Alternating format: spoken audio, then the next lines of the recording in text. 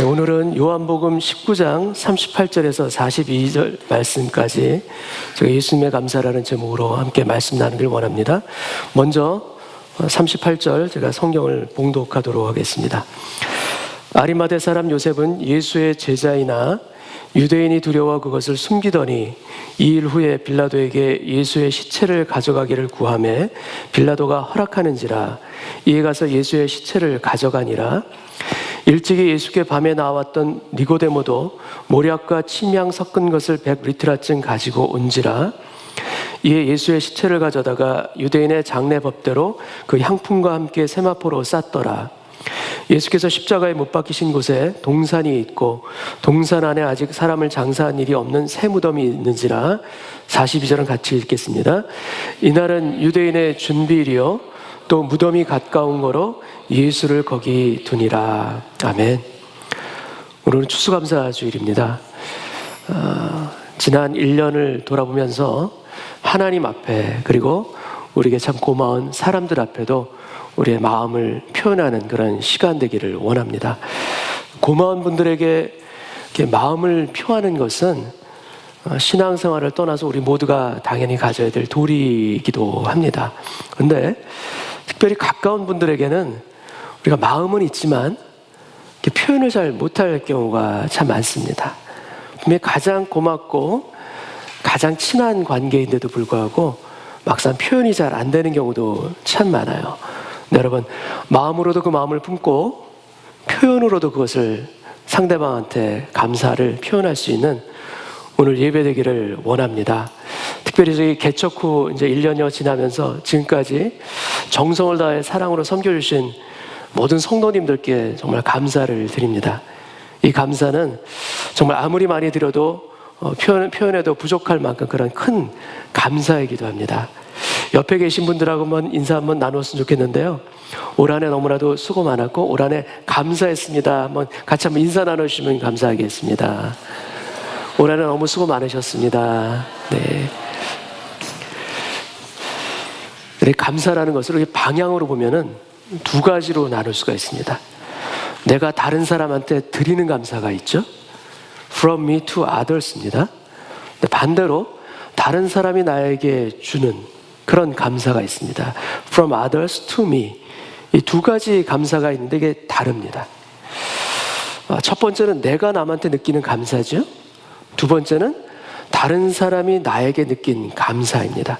이 두 개가 다 중요한 그런 감사의 측면인데, 첫 번째 이 감사는, 내가 표현하는 이 감사는 남들로부터 받은 고마운 일에 대해서 내가 보답하는 마음을 가지게 되는 겁니다. 우리 신앙생활에 있어서 참으로 중요합니다. 이것이 중요한 이유 중에 하나는 성경 말씀에도 범사에 감사하라, 이는 그리스도 예수 안에서 너희를 향한 하나님의 뜻이니라. 그러니까 우리를 향한 하나님의 뜻이 감사이기도 한데요, 또 다른 측면에서 이 감사를 우리가 보자면 이 감사는 믿음의 다른 표현이에요. 감사가 바로 믿음과 동의어예요. 감사할 수 없을 때 감사할 수 있는 힘이 어디서 나옵니까? 이거는 하나님을 믿는 믿음 안에서 나옵니다. 세상 사람들은 다 슬퍼하는 그 일 가운데서 소망을 바라보며 우리 마음이 소망을 향하여서 주께 미리 감사할 수 있는 그 힘이 어디서 나오는가? 결국은 이 믿음입니다. 하나님 믿는 믿음이 우리를 그렇게 우리의 마음 안에서 역사를 하는 것이에요. 평안할 때가 있고요, 참 역경과 힘들 때가 있죠. 그럼 평안할 때 감사하는 것이 쉽습니까? 어렵습니까? 어떻습니까? 평안할 때 감사? 이게 쉽지만은 않아요. 평안할 때 감사도요, 이게 잘 안 돼요. 왜 그러냐면 우리가 너무 잊습니다. 그 주신 것에 대한 은혜와 감격을 우리가 잊을 때가 참 많기 때문에 평안할 때 감사가 쉬울 것 같아도 우리가 많은 것을 놓칠 때가 있는 것도 사실입니다. 네, 여러분, 어려울 때 감사, 이건 어떻습니까? 어려울 때 감사는요, 참 어려워요. 이건 정말 어렵기도 합니다. 그러나 여러분, 디모데전서 4장 4절 말씀처럼 하나님께서 지으신 모든 것이 선함에 감사함으로 받으면 버릴 것이 없나니, 여러분, 감사함으로 받으면 버릴 게 없어요. 우리에게 기쁜 일도 버릴 게 없을 뿐만 아니라 때로는 우리에게 아픔을 주는 그 상황도 버릴 것이 없도록 하나님께서 선하게 역사해 주실 것을 믿으시기 바랍니다. 버릴 것이 없나니 감사함으로 받으면. 그렇기 때문에 장미꽃도 감사고요, 그 가시도 감사할 수 있는 힘이 우리가 가진 믿음입니다. 왜 이게 가능한가? 하나님께서는 우리에게 선하시기 때문에 가능합니다. 우리 인생 가운데 결국은 하나님께서 선하신 것으로 우리를 빚어가시고 그 열매를 주시기 때문에 가능합니다. 그렇기 때문에 우리가 또한 주님과의 관계에 있어서 우리가 늘 가져야 될 것은 무엇인가? 바로 Thank you, Lord. 주님 감사합니다. 바로 이것이 우리가 가져야 될 마음이기도 합니다. 여러분, 우리가 인정하지 않든 인정하든 주님은 우리를 빚어가세요. 근데 주님께서 우리를 빚어가실 때 가장 중요한 것은 무엇인가 하면은 우리의 소원이 아니에요. 주님께 가장 중요한 것은 우리의 소원이나 다른 어떤 것이 아니라 바로 우리 자신입니다. 우리 자신이 주님께는 가장 중요합니다. 그렇기 때문에 때로는 젖을 때는 아픔도 허락하세요. 그 아픔이 우리가 원하는 것은 아니지만 우리의 가장 선한 것을 주시는 아버지 하나님의 마음이 그 안에 담겨져 있기 때문에 때로는 우리에게 그 아픔도 있는 것이에요. 그렇기 때문에 주님은 우리로 인해서 참 오해를 많이 받으십니다. 주님은 오해받는 것에 있어서 전문가 같으세요. 억울한 일 당하는 데 있어서 전문가이신 분이 우리 주님이세요. 이게 십자가상에서만 받으신 것이 아니에요. 우리로 인해서도 받으세요. 우리가 주님을 향해서 가지고 있는 섭섭함들, 그 마음들, 오해들 얼마나 많이 있을까? 여러분 혹시 생각해 보신 적 있으십니까? 나 때문에 받게 되는 주님의 그 답답하심, 그것이 얼마나 많이 있을까? 여러분, 우리가 주님께 가지고 있는 그 의문들 있죠? 섭섭함들 있죠? 때로는 저도 마찬가지입니다. 제가 천국에 가면 꼭 물어보리라. 왜 그러셨어요, 주님? 이런 것들도 참 우리에게는 참 많이 있습니다. 근데 여러분, 그 모든 것들을 다 생각한다 할지라도 우리가 주님께 드릴 것은 감사밖에 없습니다. 이것은 우리가 천국에서 보게 될 진실이에요. 여기서는 우리가 오해할 수 있어요. 모를 수 있습니다. 그러나 천국에 가게 된다면 반드시 우리가 주님께 드릴 것은 모두 다 감사밖에 없다라는 그 진실 앞에 서게 될 것을 저는 믿습니다. 제가 그리스교에 있을 때 2008년인가 그때 성도님들의 작은 글들을 모아서 책을 하나 펴낸 일이 있습니다. 그 책 제목을 이제 GRACE, 그레이스라고 책 제목을 지었고요. 근데 그 부제목을 뭐라고 지을까 제가 고심하다가 정한 타이틀이 있어요. 한번 보겠습니다. 영어로 보면 한번 보여주세요. 영어로 보면 Grace touches us, Thanksgiving touches God. 터치라는 동사를 통해서 표현하는 건데 우리말로는 이렇게 표현해놨습니다. 하나님의 은혜는 우리를 감격해 하고 우리의 감사는 하나님을 감동케 합니다. 여러분은 이 은혜와 감사에 늘 깨어있는 저희 모두 되시기를 소원합니다. 첫 번째가 우리가 드리는 감사라면 두 번째는 내가 한 일들에 대해서 상대방이 보답하는 마음으로 갖게 되는 그런 감사가 있습니다. 내가 받는 감사죠. 때로는 우리가 아주 사소하게 했던 그런 일들이 다른 사람에게는 큰 감사로서 작용하기도 합니다. 직장을 구하려는 형제에게 직장을 이렇게 소개해 준다거나 정보를 주었을 때 직장을 얻게 되는 경우들이 있지요. 또 낙심에 빠져있는 세론에게 찾아가서 위로하면서 나누는 그 커피 한 잔이 그 영혼에게 그 사람에게 참 힘이 되는 경우도 있게 됩니다. 어떤 대단한 것들이 아니어도 좋습니다. 그러나 내가 다른 사람에게 위로가 되어지고 힘이 되는 것, 그래서 그 사람에게 하나님의 위로를 전할 수 있는 그 감사함의 대상이 될 수 있는 것, 여러분 이것은 우리 인생에 추구해야 될 가장 소중한 가치 중에 하나입니다. 우리 모두가 믿음의 형제로서 이러한 것을 나눌 수 있기를 우리 주님은 우리에게 원하시기도 합니다. 우리가 하나님께 드리는 감사 우리가 늘 간직해야 되죠. 근데 오늘 우리가 나누기를 원하는 것은 우리가 드리는 감사보다 우리가 주님으로부터 받는 그 마음입니다. 주님은 우리에게 참 고맙다. 우리 별로 한 것 없어요. 대단한 걸 할 능력도 없습니다. 그럼에도 불구하고 우리에게 주시는 주님의 그 마음, 내가 참 너에게 고맙다. 이 마음을 오늘 우리가 같이 보기를 원합니다. 예수님의 생애 가운데서 가장 힘들고 어려웠던 시기는 당연히 십자가 사건입니다.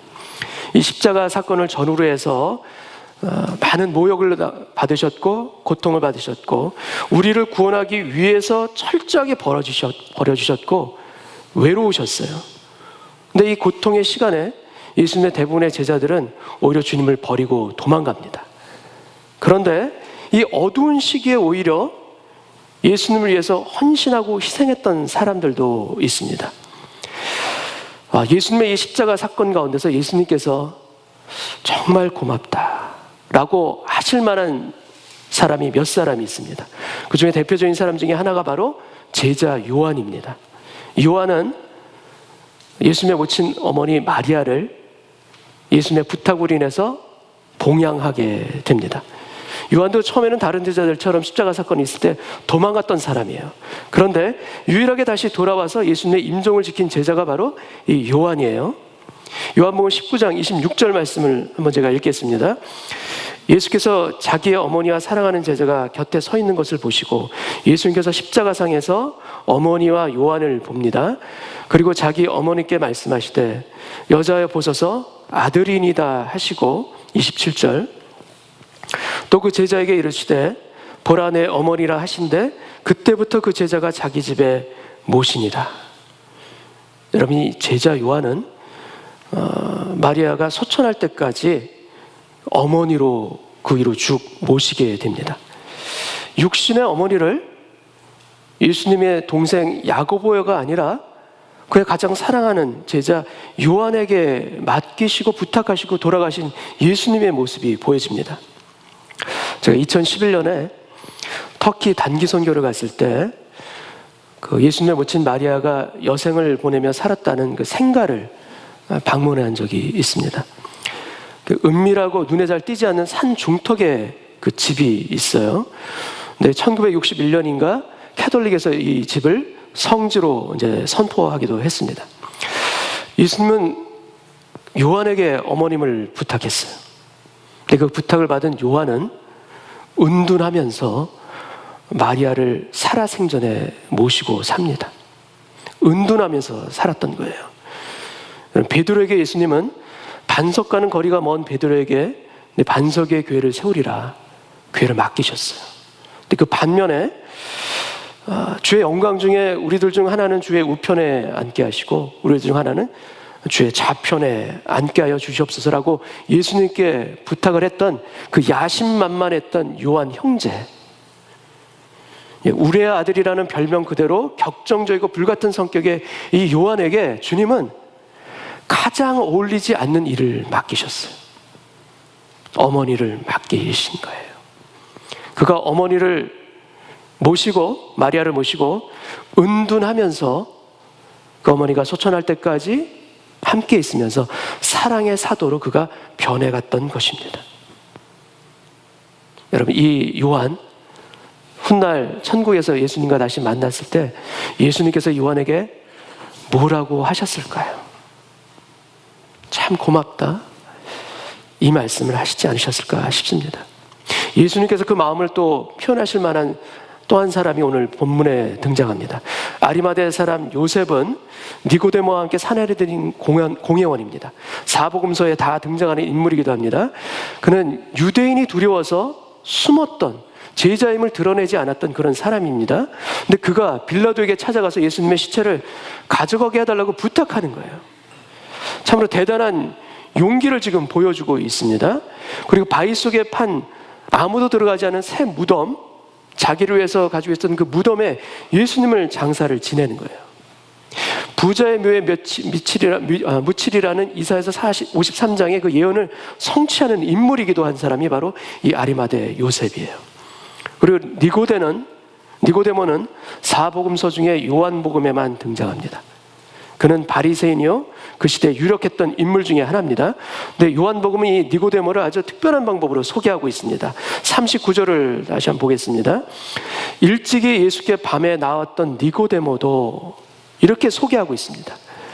전에 니고데모가 예수님께 요한복음 3장에서 나옵니다. 근데 나올 때 어떻게 나오는가? 다른 사람들이 두려워서 밤에 몰래 찾아왔어요. 참 너무나도 신기하게도 예수님께서는 12제자를 놔두시고 제외하고 다른 2명의 사람들에게 자신의 장례를 맡기셨어요. 이 두 사람의 특징이 무엇인가? 숨어있던 사람들이에요. 두려워서 숨었던 제자라는 것이 이 두 사람의 특징이기도 합니다. 예수님은 십자가에서 돌아가셨습니다. 그때 군인들이 예수님을 내리자 V자로 굳어져 있는 이 팔을 주물러서 풀고 그다음에 상처 입은 그 몸을 깨끗하게 씻고 오일로 발라서 천으로 감쌉니다. 장례를 준비하는 거죠. 그리고 머리끝부터 발끝까지 향품에 적신 천으로 감싸는 작업을 한참 하게 됩니다. 이 일을 위해서 100리트라라는 향품까지 가져왔는데 이것은 왕의 장례나 들어갈 만큼 그렇게 많은 양을 가지고 온 것이기도 합니다. 근데 이 모든 것들이 완벽하게 준비되어서 지금 예수님의 장례를 치릅니다.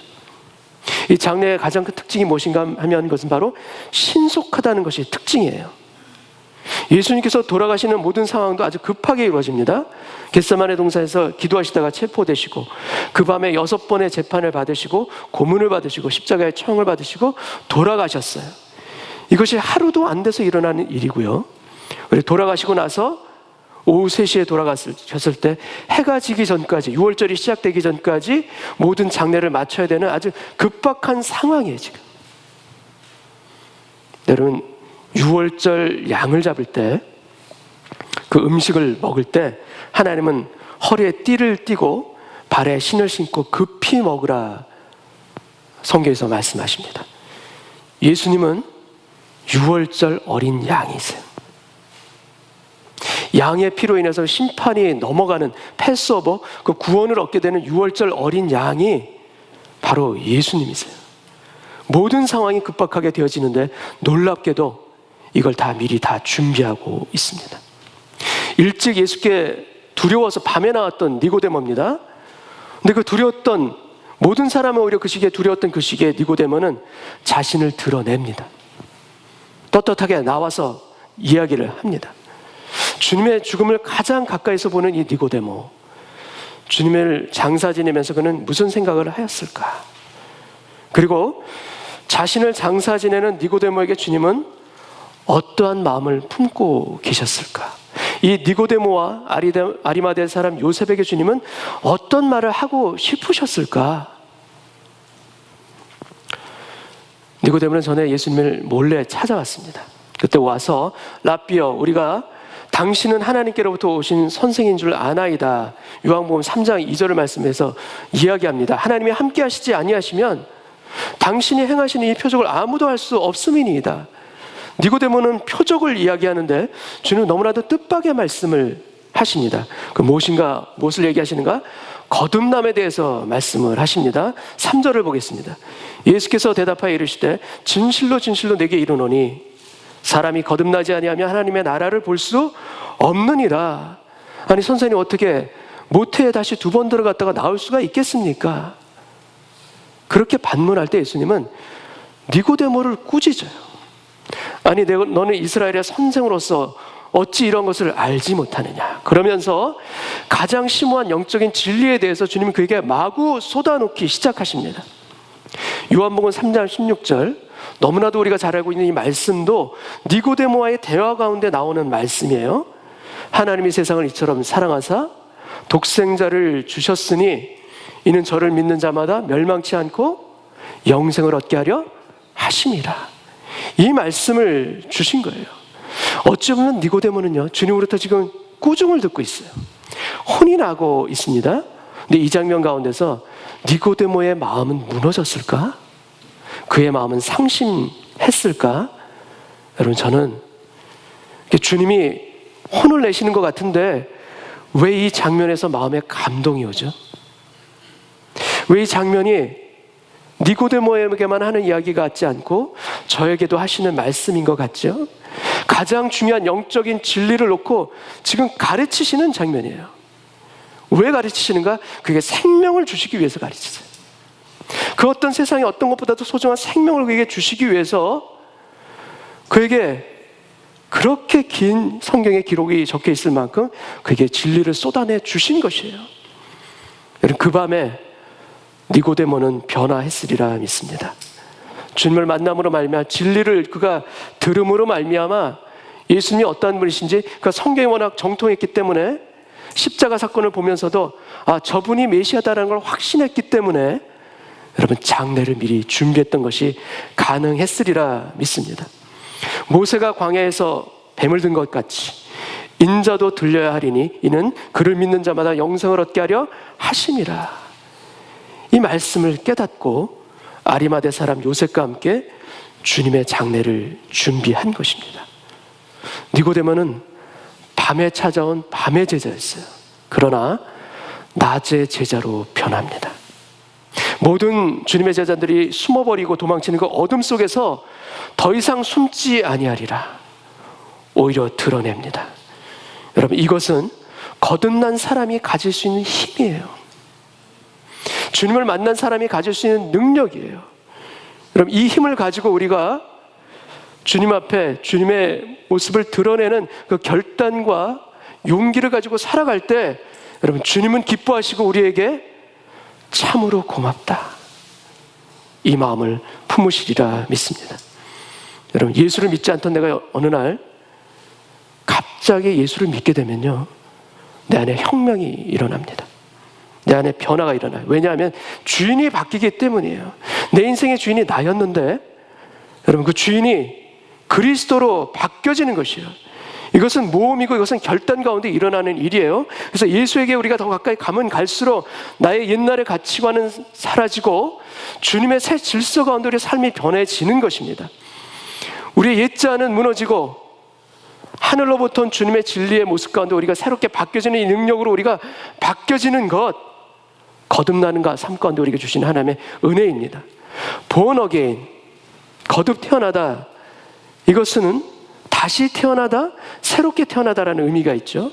그러나 이 born again, 거듭나야 하리라, 이 헬라어 아노텐이라는 이 단어는요, again이라는 뜻도 있지만 원래 뜻이 무엇인가 하면 from above예요. 하늘로부터 태어난 거예요. 위로부터 태어나는 것이 거듭나는 것이에요. 주님은 우리를 하늘로부터 은혜 주셔서 거듭 태어나게 하십니다. 우리의 인간적인 노력과 애씀 가지고는 우리를 바꿀 수가 없지만, 한계가 있지만 하늘로부터 오시는 그 은혜, 성령님께서 우리의 마음을 깨뜨려 주셔서 새롭게 변화갈 수 있도록 새 사람이 되도록 하시는 그 은혜가 주님을 믿을 때 나타나는 거듭남인 줄 여러분 믿으시기 바랍니다. 어떻게 우리가 우리 주인을 바꿀 수가 있겠어요? 우리가 얼마나 견고한 나이입니까? 얼마나 변하지 않는 나이입니까? 그런데 여러분, 거듭나면, 십자가를 체험하면 변하지 않으려고 해도 변해요. 주님의 강권하신 가운데 바뀌어지는 것이에요. 내 자신은 나를 바꿀 수 없지만 예수를 믿고 영접할 때 예수께서 나를 바꾸시는 겁니다. 주님이 우리를 거듭나게 하십니다. 그래서 멸망치 아니하고 영생을 얻게 되는 그 신분의 놀라운 변화가, 하나님의 자녀되는 변화가 있게 되는 것을 우리가 보게 됩니다. 그럼 니고데모는 두려워서 밤에 찾아갔어요. 그런데 거듭남을 통해서 그가 어떻게 변했는가? 예수님께 생명을 걸 만큼 담대하게 바뀐 것입니다. 여러분, 주님을 찾고 찾는 자는 반드시 그 삶의 변화를 경험하게 될 줄 믿습니다. 사람의 시체를 만지게 되는 율법상으로 부정케 되는 일이에요. 바로 코앞에 있는 유월절을 참여하는 것이 불가능한 일입니다. 그러나 여러분, 이 사람들은, 이 둘은 이미 유월절 어린 양을 발견했어요. 보았어요. 뿐만 아니라 유월절 어린 양인 예수님을 장사 지내는 그 일까지도 담당하는 영광을 그들이 감당하게 된 것입니다. 이 두 사람에게 예수님께서는 무슨 말씀을 하고 싶으셨을까? 예수님의 이 고맙다, 그 마음이 있지 않았을까 싶습니다. 여러분, 예수 믿는 사람은 손해보는 자리를 두려워하지 않아야 합니다. 예수님 때문에 하고픈 말 하지 못할 때가 있죠. 은혜되지 않는 자리 떠나야 할 때도 있습니다. 그러나 주님이 기뻐하시는 일이라 여겨지면 손해보아도 그 일을 감당하고 힘들어도 감당할 수 있는 것, 우리 예수 믿는 사람이 가져야 될 삶의 자리인 줄 믿습니다. 그 일을 감당할 때 성령께서 도우세요. 그 일을 감당할 때 주님이 기뻐하십니다. 두려워 숨어있던 자리에서 용기 있게 믿음을 가지고 나올 때 우리 자신이 주님의 기쁨이 되는 것이요, 우리가 주님의 감사함의 대상이 될 수 있는 줄 믿습니다. 밤의 제자에서 낮의 제자로 바뀌어지고 바리새인으로 살았던 그 모습들이 아니라 주님의 참된 제자로 바뀌어질 때 주님께서 우리에게 갖고 계시는 마음들이 있어요. 율법주의 형식적인 신앙이 아니라 살아있는 복음을 체험하고 복을 추구하는 종교에서 예수 그리스도와 인격적인 관계를 가지게 될 때 우리 모두가 주님의 감사의 대상이 됩니다. 우리가 하나님께 드리는 감사 늘 간직하기를 원합니다.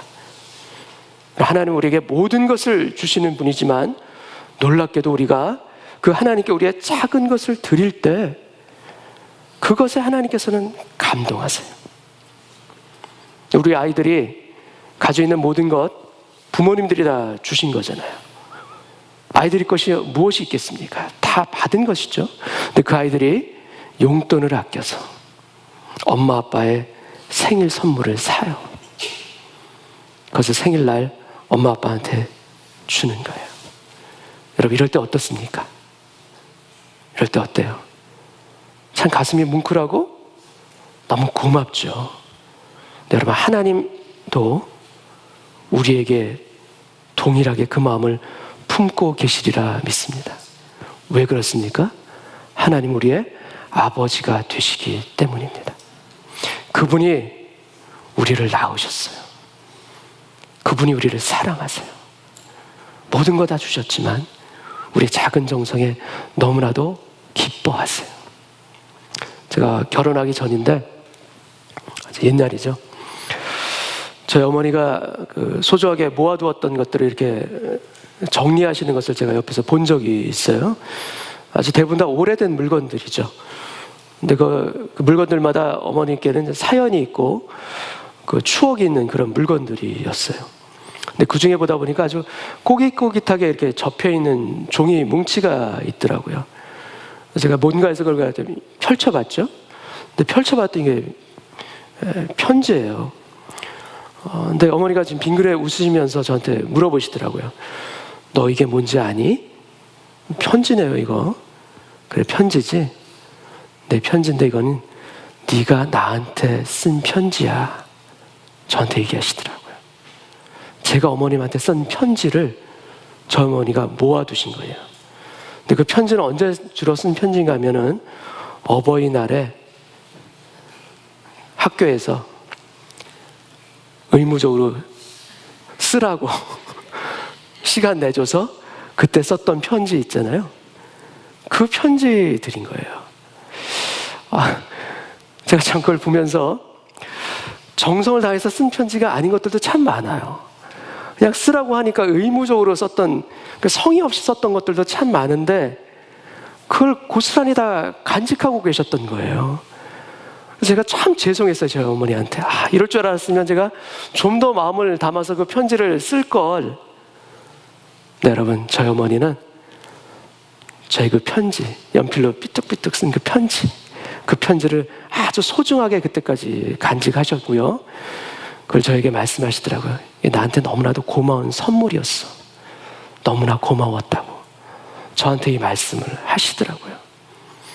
여러분, 이 어머니의 마음이 아버지 하나님의 우리를 향한 마음이기도 합니다.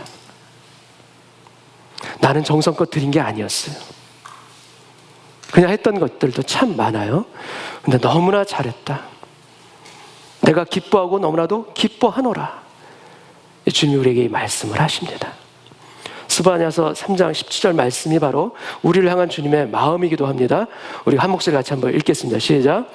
너의 하나님 여호와가 너희 가운데 계시니 그는 구원을 베푸실 전능자이시라. 그가 너로 말미암아 기쁨을 이기지 못하시며 너를 잠잠히 사랑하시며 너로 말미암아 즐거이 부르며 기뻐하시리라 하리라. 하나님의 감동이 무엇인가 하면요, 바로 우리 자신입니다. 우리가 하나님께는 가장 큰 감동이에요. 우리의 존재 자체가 그분께는 기쁨입니다. 그 이유가 무엇이겠습니까?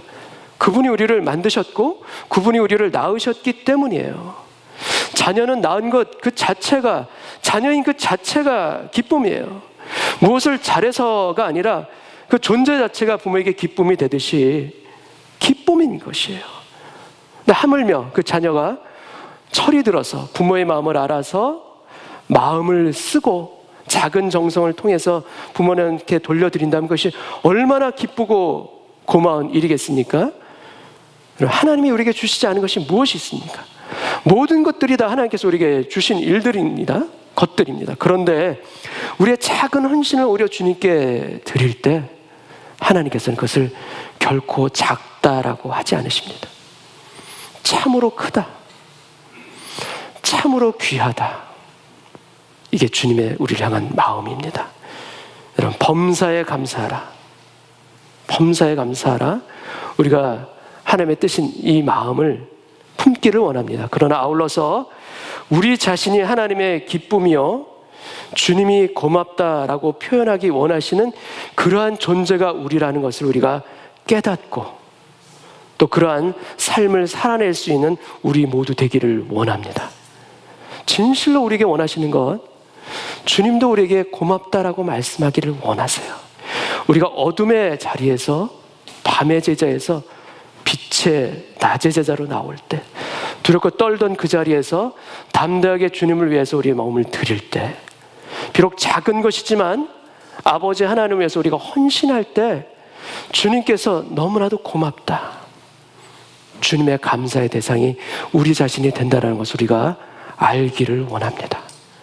우리가 주님께 드리는 감사와 더불어 주님이 우리에게 고맙다라고 느끼는 그 마음이 우리가 평생 같이 우리의 삶을 통해서 드러나기를 원합니다.